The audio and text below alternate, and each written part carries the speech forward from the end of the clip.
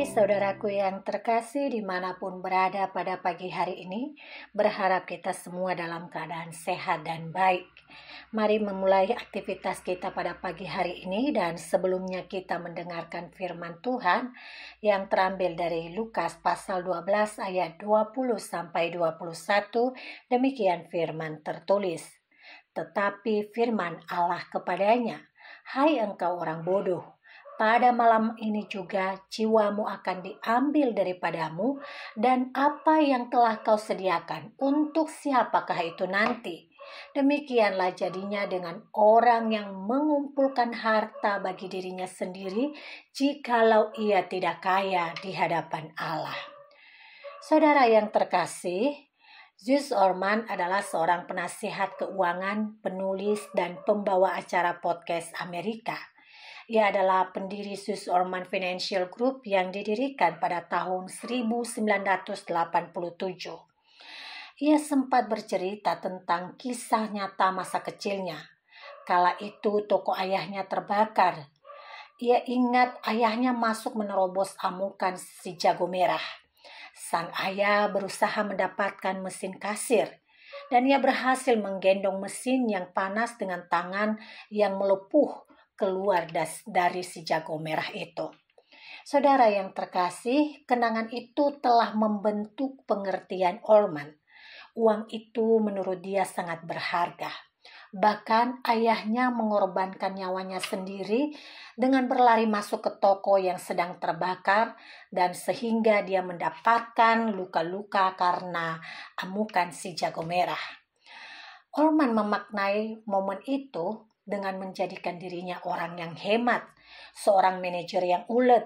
Sejak saat itu fokus hidupnya untuk mendapatkan uang yang banyak telah menjadi prioritas profesional dan sekaligus prioritas emosinya. Uang memang tak dapat disangkal menjanjikan banyak hal. Meski orang mengatakan uang bukan segalanya, tetapi dalam kenyataannya segalanya membutuhkan uang. Apalagi saat ini kita sedang berada di tepi jurang resesi. Siapa yang mempunyai uang, dialah yang menang dan memegang kendali serta mampu bertahan hidup. Saudara, lalu apakah uang bisa dituhankan? Sebenarnya masalah utamanya bukan pada uang atau harta kekayaan dan barang, melainkan terletak pada hati kita. Pada sikap kita terhadap harta milik. Ketika kita meletakkan hati kita pada harta dan keinginan kita, disitulah harta berubah menjadi tuan dan kita hambanya. Dari sinilah muncul keinginan berlebihan untuk memiliki harta kekayaan. Inilah yang disebut ketamakan. Ketamakan menggambarkan kerakusan akan uang dan barang. Ketamakan tidak dapat dipuaskan. Sangat mungkin orang berpikir bahwa ketika ia sudah mendapatkan harta kekayaan dengan sejumlah tertentu, maka ia berjanji untuk berhenti dan menikmati dengan santai hartanya itu. Tetapi dalam kenyataannya tidak seperti demikian. Orang akan terus dan terus mengejar kekayaan. Percayalah, tidak akan pernah terpuaskan. Sebab seorang yang tamak selalu ingin mendapatkan lebih dari apa yang diperlukan. Ketidakpuasan inilah yang disebut oleh Yesus sebagai kebodohan. Bodoh oleh karena tidak saja orang itu harusnya menikmati, tetapi juga bahwa kelimpahan materi tidak ia sadari bahwa itu tidak bisa menjamin buat kehidupannya. Sebab hidup sejati, yakni hidup yang penuh damai sejahtera, tidak tergantung dari kekayaan fisik. Melalui seorang yang datang dan meminta kepadanya menjadi hakim atas harta warisan, Yesus mengajar tentang sikap terhadap harta kekayaan. Yesus mengingatkan agar orang berhati-hati terhadap harta kekayaan dan bahaya ketamakan. Peringatan ini ditujukan kepada para pendengarnya, tidak hanya kepada orang yang meminta dibelanya saat itu. Ketamakan berbahaya karena dapat memutuskan hubungan kekeluargaan. Sudah tidak terhitung banyaknya saudara bersaudara menjadi musuh bebuyutan lantaran berebut harta waris. Ketamakan membuat orang mengukur martabat seseorang dengan harta, kekayaan, kepemilikan, dan sering mengabaikan relasi harmoni dalam perjumpaan dengan sesama. Saudara, Yesus memakai perumpamaan untuk menekankan ajarannya khususnya terhadap kepemilikan dan ketamakan. Perumpamaan itu adalah tentang kisah seorang kaya yang sampai kebingungan untuk menaruh hasil panennya. Ia adalah orang yang beruntung yang memiliki hasil panen yang berlimpah-limpah.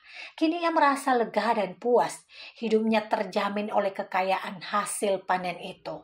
Apa yang akan dilakukan sekarang? Berleha-leha, makan dan minum, dan bersenang-senang. Apa yang salah dengan orang itu? Jujur saja, bukankah sebagian besar dari kita juga menginginkan kondisi seperti ini? Tetapi Yesus berkata, ini sikap bodoh. Kata bodoh mempunyai makna penting dalam Perjanjian Lama. Kata ini digunakan untuk menunjukkan seseorang yang bertindak tanpa memperhitungkan keberadaan Allah atau tanpa bijaksana dalam menghadapi sebuah ancaman kehancuran. Jika dikaitkan dengan inti pengajaran Yesus tentang kepemilikan dan ketamakan, orang ini disebut bodoh oleh karena ia tidak menyadari bahwa hidupnya sesungguhnya bergantung pada Tuhan. Saudaraku yang terkasih, kesalahan orang ini sampai dikatakan bodoh karena merasa hidupnya aman dengan berlimpahnya barang di lumbungnya. Ia tidak lagi mengandalkan Tuhan. Dia lupa bahwa orang bisa saja menguasai banyak harta, tetapi Allah tetap menguasai jiwanya. Maka tidaklah cukup orang menjadi kaya. Orang harus menjadi kaya di hadapan Allah. Saudara, kita mestinya tidak boleh terikat dan mengikatkan diri pada harta kekayaan yang ada di dunia ini. Tetap, di pihak lain kita tidak boleh juga melarikan diri dari dunia dengan segala urusan dan tanggung jawabnya. Penulis Injil Lukas memahami bahwa hidup orang Kristen berlangsung dalam ketegangan antara dunia ini dan dunia lain, antara kerajaan dunia dan kerajaan sorga. Kekayaan tidak menjadikan manusia buruk. Orang-orang kaya malah membantu perkembangan dan peradaban dunia ini. Namun, harta kekayaan mengandung risiko atau potensi bahaya. Bahayanya terletak pada kemungkinan bahwa manusia melekat kepadanya. Manusia menggantikan posisi Allah dengan uang. Dengan ini kita memahami bahwa orang Kristen bukan tidak boleh kaya, bukan tidak boleh menabung. Namun, sikap yang benar terhadap kekayaan adalah menggunakannya secara bijaksana, menempatkannya pada fungsinya yang semestinya. Harta kekayaan bukan tujuan dan sumber keamanan, kenyamanan dan kebahagiaan, melainkan alat dan anugerah Tuhan untuk berbagi kebahagiaan bagi sesama dimanapun kita berada. Tuhan Yesus memberkati. Mari kita berdoa. Kami bersyukur ya Tuhan, di pagi hari ini kami dibangunkan di tempat tidur kami, dan kami bersyukur memiliki kesempatan untuk mendengarkan firman-Mu. Ajar kami di sepanjang hari ini untuk memaknai segala hal yang Tuhan percayakan bagi kami, terkhusus untuk menempatkan semua materi yang selama ini sering menjadi kebanggaan kami dan sering menjadi target hidup kami, sampai kami lupa untuk membenahi diri, lupa akan sesama kami, dan lupa akan Tuhan. Tolong kami agar kami bisa menata hati kami dan menata perilaku kami, sehingga kami menempatkan harta kekayaan sebagai alat untuk membagi anugerah Tuhan bagi sesama kami. Demikianlah orang yang kaya di hadapan Allah, sesuai dengan firman-Mu di pagi hari ini. Kami bersyukur untuk apa yang Tuhan telah lakukan, dan kami berharap Tuhan terus melakukan yang terbaik dan menuntun kami ke jalan-Mu di sepanjang hari ini dan di sepanjang hari berikutnya. Di dalam nama Yesus Kristus kami memohon dengan sungguh. Amin.